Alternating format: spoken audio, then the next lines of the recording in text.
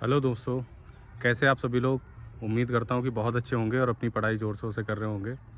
दोस्तों, बहुत सारे लोगों का कंसर्न ये आ रहा है, बहुत सारे लोगों को कमेंट ये आ रहा है कि अभी जो डीवी चल रहे हैं एसएससी के, एसएससी सीजीएल, एसएससी एमटीएस और सीएचएसएल के जो भी होने वाले हैं, इनमें सभी को एक मेजर कंसर्न ये है कि जो उनका ओबीसी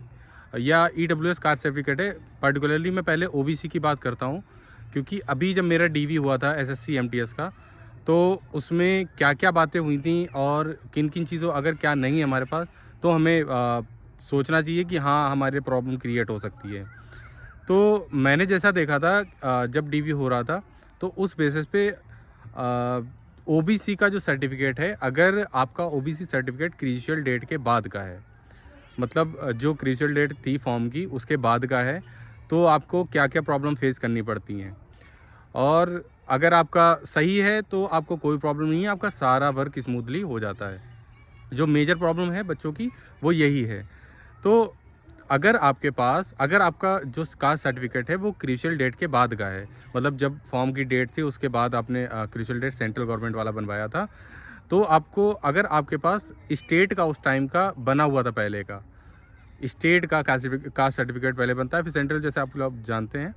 तो अगर आपके पास स्टेट का था पहले से और आपने अगर सेंट्रल का बाद में बनवाया है, तो आपको वहाँ पे कोई भी प्रॉब्लम नहीं होगी, आप इजीली वहाँ पे कंसीडर कर लिए जाएंगे। लेकिन अगर ऐसा होता है कि आपका जो कास्ट सर्टिफिकेट है वो क्रूशियल डेट के बाद का है, अगर आपका कास्ट सर्टिफिकेट जो होगा वो क्रूशियल डेट के बाद का होगा, तो आपको इसमें ये प्रॉब्लम हो सकती है कि वो आपको एज ए अंडरटेकिंग ले लेंगे, मतलब आपको ले लेंगे, आपको बाहर नहीं किया जाएगा, लेकिन आपको क्लैरिफाई ये बता दिया जाएगा कि इस पे जो हम लोग हैं वो थोड़ा सा देखते हैं कि ये फेक तो नहीं है, ये सही है या नहीं है, वो सारी चीज़ें चेक करते हैं। हालांकि बाद में कोई प्रॉब्लम नहीं होती है, सिलेक्शन हो जाता है, लेकिन थोड़ा सा वहाँ पे झेलना पड़ जाता है कई बार बच्चों को।